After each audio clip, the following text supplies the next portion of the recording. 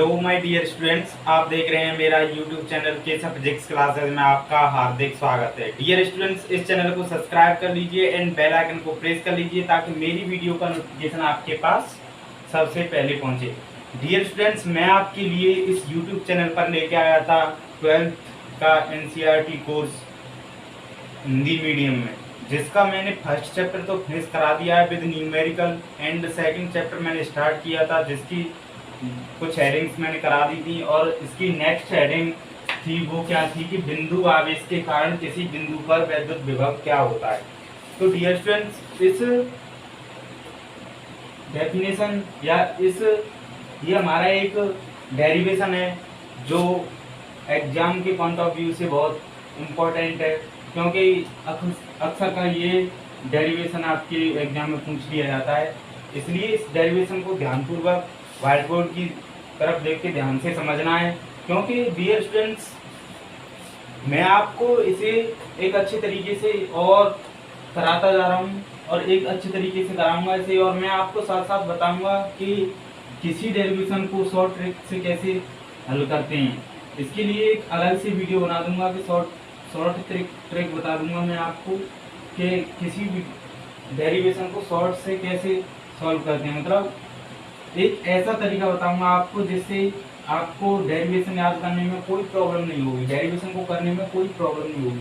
Dear students, आपको पता ही है कि ये जो फिजिक्स है आप कितनी टफ सब्जेक्ट होती है या कितनी हार्ड होती है, ऐसा आप बिल्कुल भी ना सोचें, क्योंकि यदि आप पढ़ते हो अच्छे तरीके से तो आपको ये बिल्कुल नहीं टफ लगेगी ना ये हार्ड लगेगी। बस एक बार ये कह दो कि हाँ मुझे सब हो जाएगा। यार ऐसी कौन सी चीज़ है जो पॉसिबल नहीं है? सभी पॉसिबल है। यदि आप करोगे तो सभी पॉसिबल है और नहीं करोगे तो कुछ नहीं है। चाहे कौन सी भी सब्जेक्ट ले लो, चाहे मैथ ले लो, चाहे केमिस्ट्री ले लो, चाहे फिजिक्स ले लो, यदि करोगे तो सब कुछ है, नहीं करोगे तो कुछ नहीं है।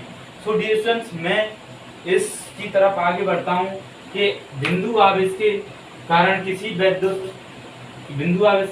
बिंदु पर वैद्युत विभव क्या होता है। इसकी गणना करने के लिए हम एक डायग्राम बनाते हैं कि प्लस के क्यू आवेश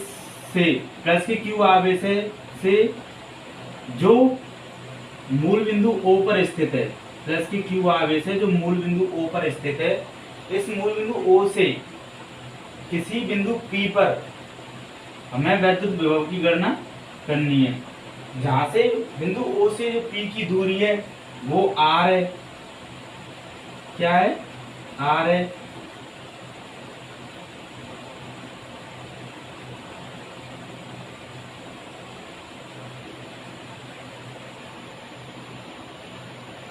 तो हमें R दूरी पर इस बिंदु P पर वैद्युत विभव की गणना करनी है। अब हम इस O से R' दूरी पर बिंदु P' पर एक धन परीक्षण आवेश Q0 को मान के चलते हैं, यानी मान के चलते हैं इसको Q0 को बिंदु P' पर। तो क्या करते हैं कि इस पर प्लस के Q आवेश के कारण Q0 आवेश पर एक बल जनरेट होगा, वो वैद्युत बल होगा आपका। क्या होगा? वैद्युत बल। विभव की हमें जो बिंदु P पर जो हम विभव की गणना करेंगे वो हम उनके मध्य जो वो निर्वात अथवा वायु में करेंगे, किसी अन्य मीडियम में न करते हुए हम इसका मीडियम क्या लेंगे? निर्वात अथवा वायु। तो मैंने बताया था कि Q से R' दूरी पर, क्या R' दूरी पर कोई भी बिंदु P' पर एक धन परीक्षण आवेश Q0 को रखा हुआ हम मानते हैं। तो क्या होता है कि इस पर एक बल जनरेट होता है, किसके कारण? प्लस के Q आवेश के कारण।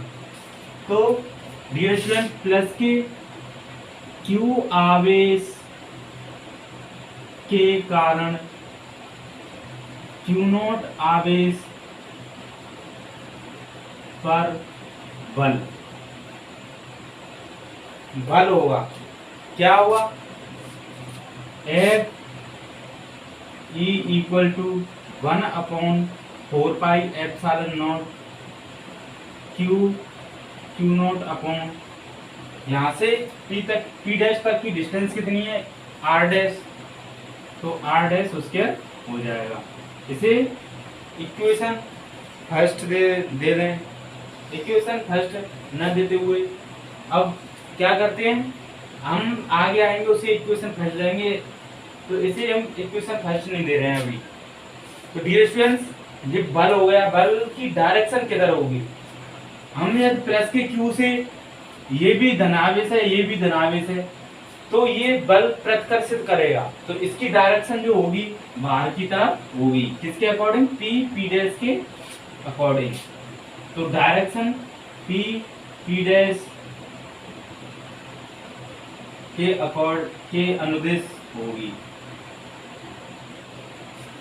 अब हम क्या करते हैं कि बल निकाल दिया, यदि और आवेश Q नॉट को वैद्युत बल Fe के विरुद्ध, मतलब Fe के विरुद्ध या विपरीत डायरेक्शन में हम क्या करते हैं, एक स्मॉल दूरी dr डैश से बिंदु B पर Q नॉट को विस्थापित कर देते हैं। धन परीक्षण आवेश Q नॉट को विद्युत बल के विरुद्ध बिंदु B तक dr डैश विस्थापित करते हैं। तो dr डैश विस्थापन करने में किया गया कार्य क्या होगा, हमें क्या निकालना है, कार्य किया गया, तो वैद्युत बल द्वारा किया गया कार्य, मतलब dr डैश विस्थापन में किया गया कार्य क्या होता है, dw equal to F vector dot dr vector dr dash vector.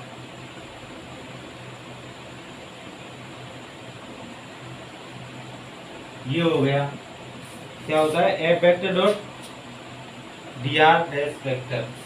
तो डियर स्टूडेंट्स, यहाँ से ये क्या हो जाएगा, F dr dash cos theta, F dr dash cos theta. मैंने आपको बताया था कि जब डॉट प्रोडक्ट होता है तो जब हम इसे हटाते हैं तो cos थीटा आता है, यदि क्रॉस प्रोडक्ट होता है तो इसे हटाते हैं तो sin थीटा आता है। हमारा यहाँ डॉट प्रोडक्ट है, डॉट प्रोडक्ट होने के कारण cos थीटा आएगा। अब हम देखते हैं कि थीटा की वैल्यू इस जगह पर क्या है। मैंने आपको बताया था कि इसकी जो विस्थापित किया हमने, इधर किया है कण विस्थापित, और बल की डायरेक्शन इधर साइड है, तो इनके मध्य जो एंगल होगा वो 180 डिग्री का होगा, 180 डिग्री का इनके मध्य एंगल होगा। तो यहाँ थीटा इक्वल टू 180 डिग्री हो जाएगा। तो यहाँ से क्या करते हैं कि dw equal to F dr dash cos 180, और हमें पता है कि cos 180 की वैल्यू -1 होती है, तो F dr डैश -1 होती है, तो आगे माइनस लगा देंगे। तो यहाँ से dw equal to -F dr dash find हुआ। अब हम क्या करते हैं कि उस बिंदु को, मतलब अब धन परीक्षण आवेश Q नॉट को हम अनंत से लेके आते हैं। कहां से लेके आते हैं, अनंत से। तो अनंत से लेके आते हैं कहां तक, बिंदु P तक। आवेश Q नॉट को अनंत से बिंदु P तक लाने में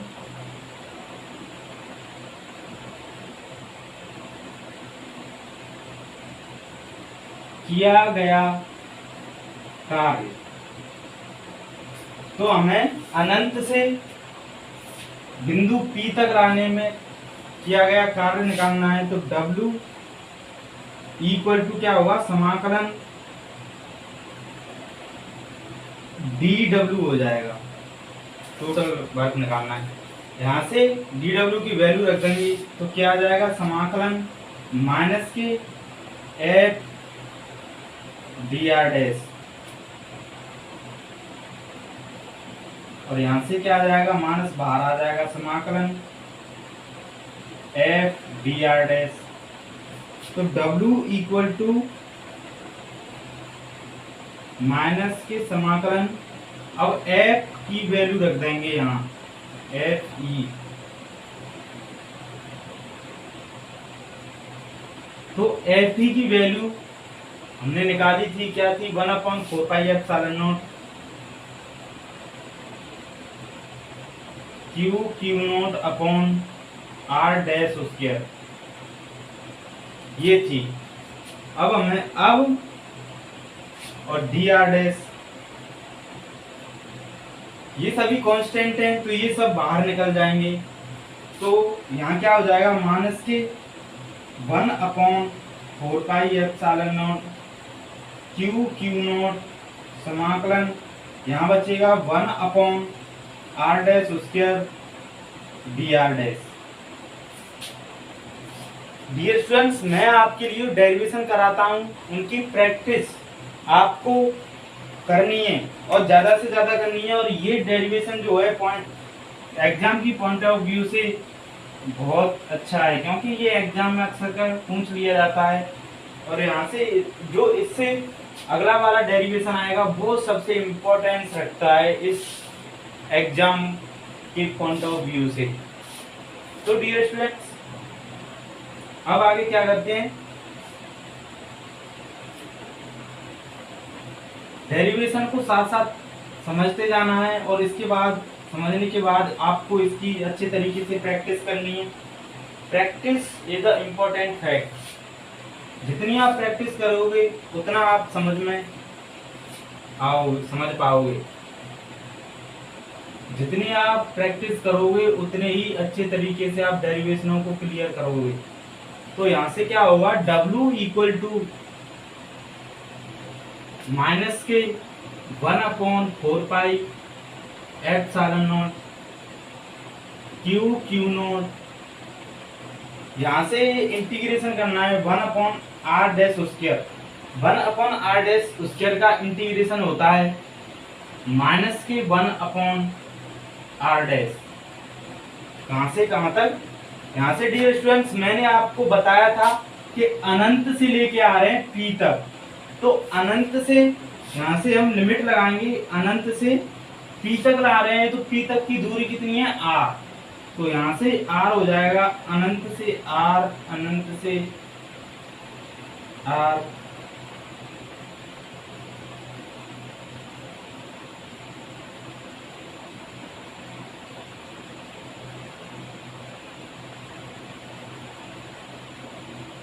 अनंत से R। सो डियर स्टूडेंट्स, आपको पता हो गया कि आपने इंटीग्रेशन पढ़े होंगे तो आपको पता होगा कि माइनस के 1/R डैश कैसे आ गई है। मैं बताता हूँ कि कैसे आई है, क्योंकि इसे R की पावर R डैश माइनस के 2 लिख लेंगे। माइनस के 2 क्या होता है, यहाँ से ये a की पावर n का फॉर्मूला होता है। तो इंटीग्रेशन a की पावर n का फॉर्मूला होता है, इंटीग्रेशन a की पावर n क्या होता है, a की पावर n+1/n+1। इस फॉर्मूला को हम लगा देते हैं तो ये क्या हो गया, r डैश की पावर -2+1/-2+1, ये आ जाएगा।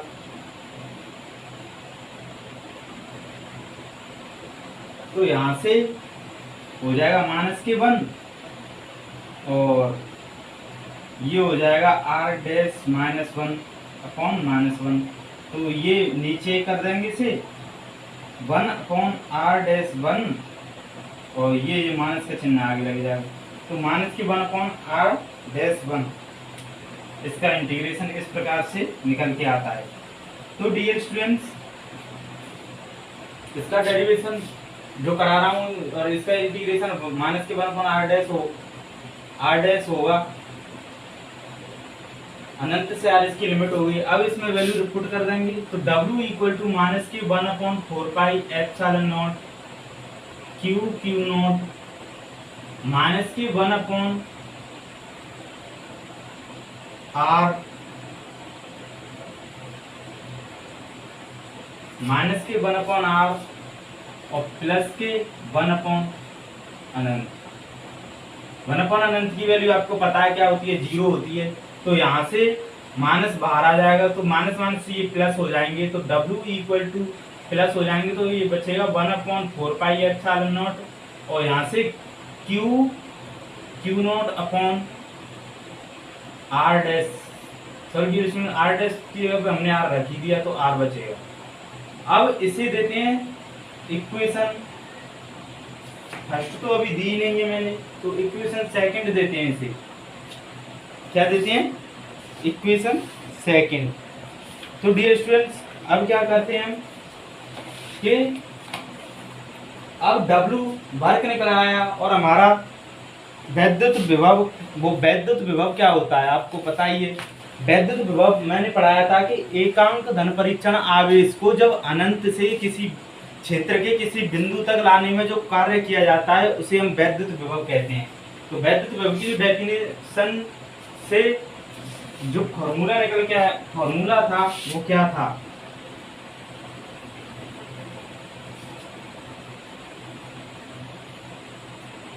तो वैद्युत विभव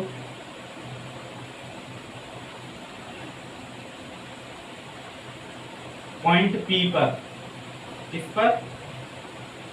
P पर। P पर क्या होगा? W इक्वल टू नहीं, V equal to W upon Q0। W की वैल्यू समीकरण 2 से रख देंगे, समीकरण 2 से W की वैल्यू रख देंगे, तो V equal to 1/4πε0 Q0 upon Q0। यहाँ से Q0 कैंसिल हो जाएगा, R और I यहाँ R, तो बचेगा क्या?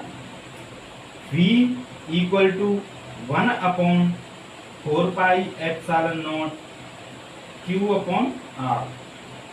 तो डियर स्टूडेंट्स ये हमारी क्या हो गई? वैद्युत विभव। अब क्या करते हैं कि ये वैद्युत विभव निकल जाएगा प्लस Q आवेश के कारण किसी पॉइंट P पर, एट एनी पॉइंट P। तो ये कब है? जब मीडियम क्या हो? निर्वात अथवा वायु, एयर एंड स्पेस, मतलब निर्वात अथवा वायु हो तब क्या होता है? Q upon R, 1/4πε0 Q upon R। यदि मीडियम K हो, यदि इसका मीडियम क्या हो? K, माध्यम K में रखा हो, तो यहाँ से V इक्वल टू 1/4πε0 और K Q अपॉन R, किसी के मीडियम में इसका वैद्युत विभव इस प्रकार से हो जाएगा। अब हम क्या करते हैं कि डियर स्टूडेंट्स हम बताते हैं आपको, हमें पता है, क्या पता है कि वैद्युत विभव एक अदिश राशि है। ये एक अदिश राशि है, तो जो आवेश का मान होगा वो चिन्ह सहित रखा जाएगा। हम वैद्युत क्षेत्र में चिन्ह सहित आवेश को क्यों नहीं रखते थे? क्योंकि वो एक सदिश राशि थी। सदिश राशि के लिए परिमाण और दिशा की जरूरत पड़ती है, तो जो चिन्ह है उसमें हमें डायरेक्शन बताता है, जिसके कारण हम जो उस दिया था आवेश वैद्युत क्षेत्र में उसमें चिन्ह सहित नहीं रखा जाता है, उसमें हमेशा पॉजिटिव आवेश ही रखा जाता है। और वैद्युत विभव क्या है? एक अदिश राशि है, इसको केवल परिमाण चाहिए, डायरेक्शन की कोई जरूरत नहीं होती है इसके लिए, जिसके कारण हमें ये क्या चिन्ह, जो Q की वैल्यू होगी, जितने भी जो आवेश दिए होंगे हमें चिन्ह सहित लिए जाएंगे। यदि वो माइनस है तो माइनस का आवेश लिया जाएगा, यदि वो प्लस है तो प्लस का आवेश दिया जाएगा। अब क्या करते हैं कि हमारा अगली हेडिंग या अगला टॉपिक है आवेशों के निकाय के कारण वैद्युत विभव। क्या है? आवेशों के निकाय के कारण वैद्युत विभव। डियर स्टूडेंट्स, आवेशों के निकाय के कारण वैद्युत विभव को समझने से पहले हम एक ग्राफ बनाते हैं आपके लिए, जो वैद्युत विभव तथा वैद्युत क्षेत्र की वैद्युत विभव तथा वैद्युत क्षेत्र और दूरी के मध्य होगा। तो यहां से ये मूल बिंदु हो गया ओ,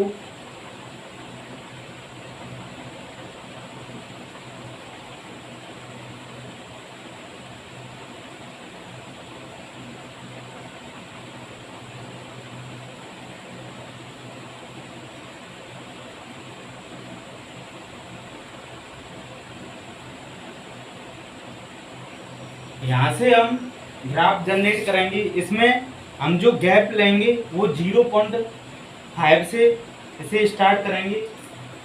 0.5, 1, 1.5, 2, 2.5, 3, 3.5। इसी प्रकार से इधर लेंगे 0.5, 1, 1.5, 2, 2.5, 3, 3.5, 4, 4.5, 5, 5.5। इस प्रकार से हम लेते हैं। और ये जो दिया है वो डिस्टेंस है, और ये E तथा V है, E तथा V है। हमें पता है कि E इज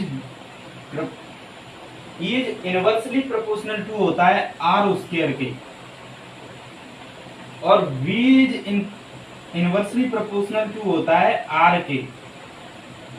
यानी E तो व्युत्क्रमानुपाती होता है R स्क्वायर के, और V व्युत्क्रमानुपाती होता है R के। तो डियर स्टूडेंट्स, इसकी ग्राफ कुछ इस तरीके से बनाते हैं हम कि किस तरीके से बनाते हैं। ये तो हम V की ग्राफ लेते हैं,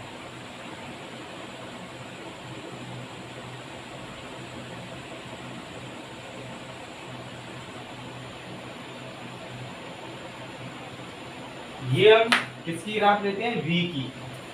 ये जो है V है, और E की लेते हैं हम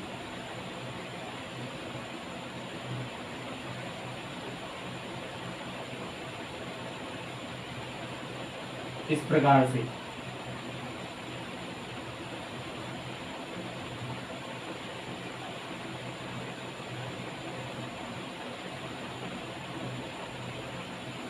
ये V है और ये E है। तो डियर स्टूडेंट्स, इस प्रकार से कुछ ग्राफ जनरेट होती है E तथा V और R के बीच में। सो अगला टॉपिक आपका है आवेशों के निकाय के कारण वैद्युत विभव।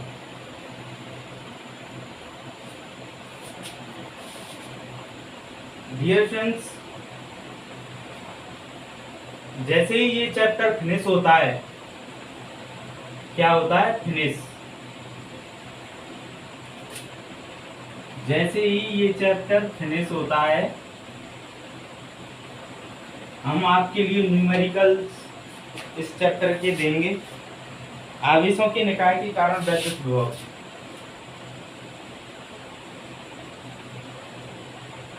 आवेशों के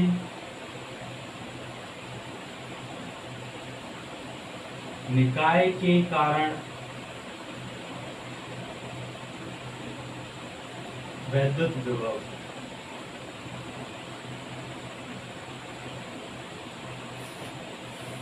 डियर स्टूडेंट्स, आवेशों के निकाय के कारण वैद्युत विभव ज्ञात करते हैं। अब हम क्या करते हैं कि यहां से Q1 आवेश, Q2 आवेश, Q3,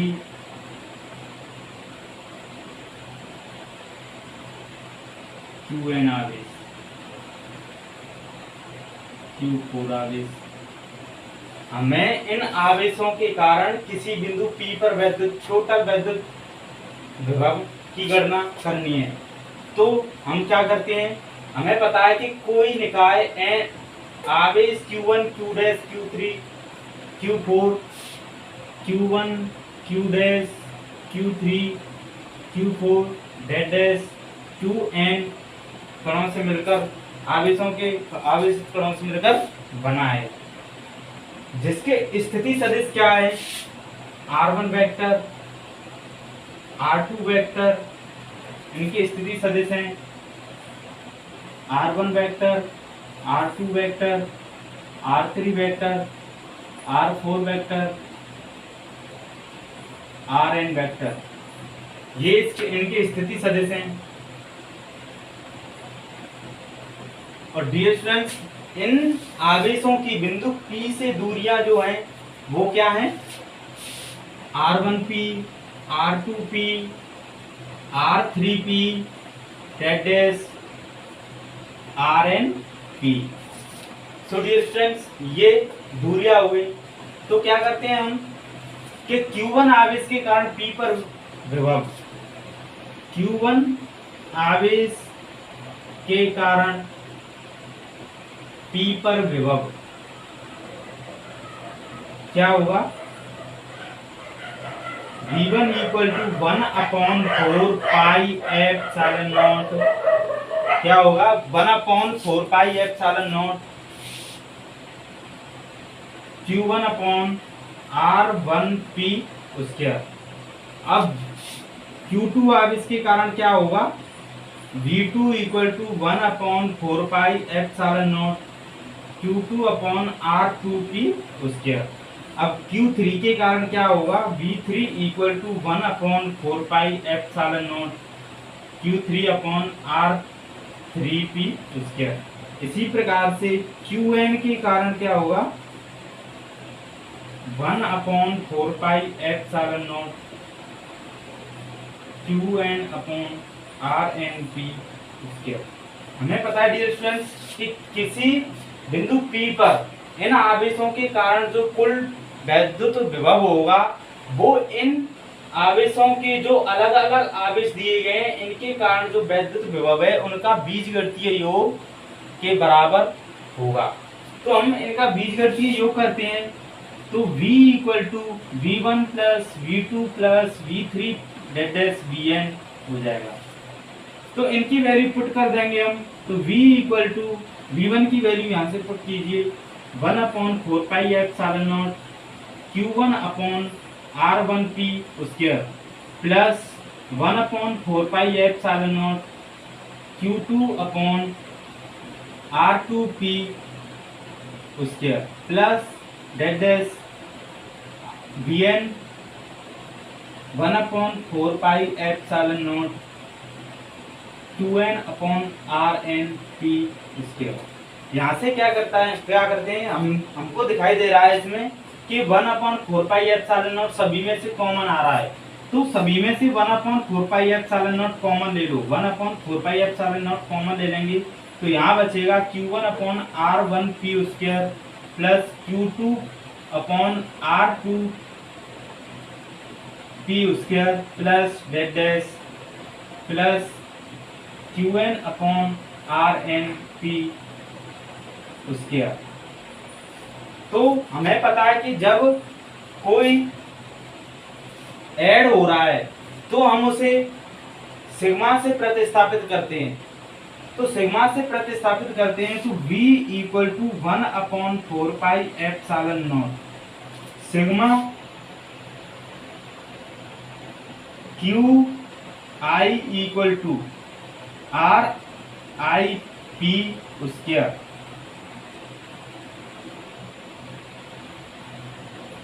ये हो जाएगा जहां I इक्वल टू 1 से लेके N तक है, हमारा ये निकल के आ गया आवेशों के निकाय के कारण वैद्युत विभव।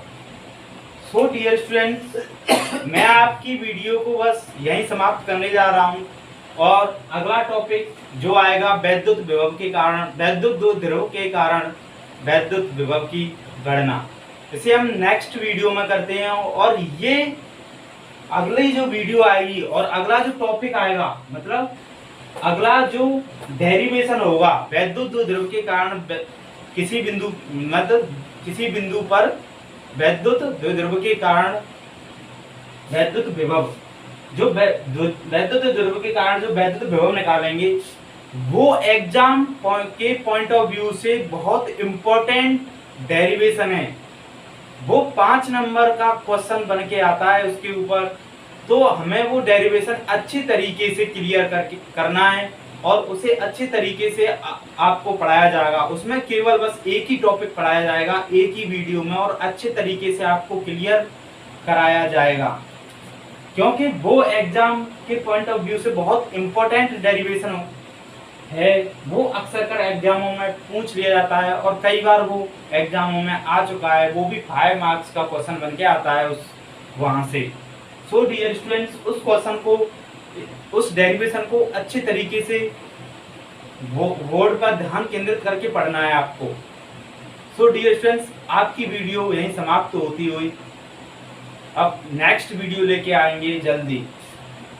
Thank you all my dear students.